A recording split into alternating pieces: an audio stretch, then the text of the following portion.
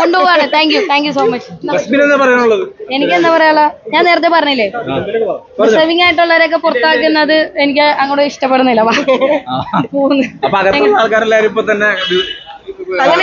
അങ്ങനെയല്ല bro, deserving ആയിട്ടുള്ളതെന്ന് പറഞ്ഞാൽ Apsara deserving ആയിട്ടുള്ള ഒരാളാണ്. ഞാൻ ഇതിനു മുന്നേ ഞാൻ ഇറങ്ങിയപ്പോഴും പറഞ്ഞിട്ടുണ്ട്, ടോപ്പ് 5 കപ്പടിക്കാൻ സാധ്യത ഉള്ള ഒരു വ്യക്തിയാണ് ഇപ്പൊ പുറത്തായിരിക്കുന്നത്. അത് പുറത്തത്തെ കളിയും നിങ്ങൾക്ക് നന്നായിട്ട് അറിയാം. അകത്തുള്ളവർ ഡിസേർവിംഗ് അല്ല എന്നല്ല, അകത്ത് ഇപ്പോഴും ഡിസേർവിംഗ് ആയിട്ടുള്ളവരുണ്ട്.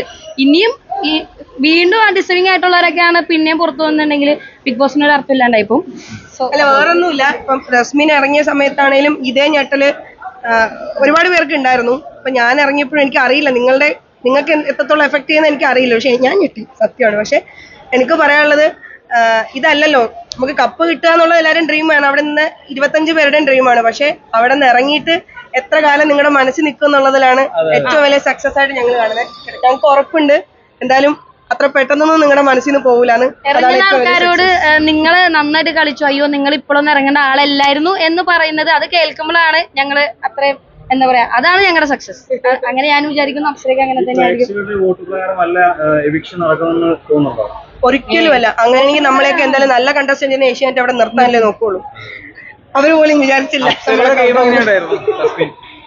പുറത്ത് വന്നിട്ട് ഇതൊക്കെ കണ്ടു കഴിഞ്ഞപ്പോ അല്ല, പുറത്ത് വന്നിട്ട് ഞാൻ എപ്പിസോഡൊന്നും കണ്ടിട്ടില്ല. കാരണം എനിക്ക് കാണുമ്പോൾ നല്ല സങ്കടമായിരുന്നു. അവിടെ ഇരുന്ന് ഇവര് ഓരോ അഭിപ്രായങ്ങൾ പറയുമ്പോൾ ഞാനപ്പോ ഒരു എപ്പിസോഡ് കണ്ടിട്ട് ഞാൻ അത് അങ്ങനെയല്ല ഇങ്ങനെയാണെന്ന് ഞാൻ ഒറ്റയ്ക്ക് ഇരുന്ന് പറയാം.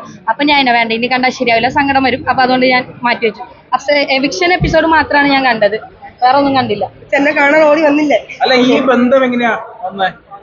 ഞങ്ങള് അവിടെ കണ്ടതിൽ ഏറ്റവും പ്യുവർ സോളായിട്ട് തോന്നി, ഭയങ്കര ജെന്യൂൻ ആയിട്ട് തോന്നിയ ഒരാൾ റസ്മിനാണ്. ഭയങ്കര സത്യസന്ധയാണ്. അവള് കാണിച്ചൊക്കെ ഇപ്പം നെഗറ്റീവ്സ് ഒക്കെ ഉണ്ടായിട്ടുണ്ട്, പക്ഷെ അതൊക്കെ ഭയങ്കര സത്യസന്ധ ആയതുകൊണ്ട് എനിക്ക് തോന്നുന്നു കയ്യിൽ നിന്ന് പോയ കുറച്ച് കാര്യങ്ങളുണ്ട്. പക്ഷെ ഭയങ്കര സത്യസന്ധമായ ഒരു കുട്ടിയാണ് കേട്ടോ. അവള് ഭയങ്കര ജെന്യൂൻ, നല്ല കുട്ടി. റസ്മിനെ പറ്റിയുള്ള പരാതി പറയുന്നത് റസ്മിനെ എല്ലാവരും മനസ്സറിഞ്ഞ് അവരുടെ കൂടെ നിൽക്കുന്ന പറയുന്നത്, മനസ്സറിഞ്ഞ് അവരുടെ കൂടെ ആയി പോകുന്ന പറഞ്ഞു.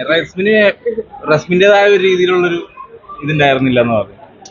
അങ്ങനെയല്ല, നമ്മൾ കേട്ടിരിക്കുമ്പോ എന്താ പറയുന്നേ, മറ്റുള്ളവരുടെ വിഷമങ്ങളും അത് ചെറുതായിട്ട് അങ്ങനെ ആയിപ്പോയി. പക്ഷെ തിരിച്ച് ട്രാക്കിലേക്ക് വന്നതാണ്. അപ്പോഴേക്കും ജനങ്ങൾ ഔട്ടായി. നല്ല വ്യക്തിയാണ്, കുഴപ്പമില്ല, ഹാപ്പിയാണ്. ഓക്കെ ഗൈസ്, ഞങ്ങളെ കൊണ്ടുപോകാം. Thank you.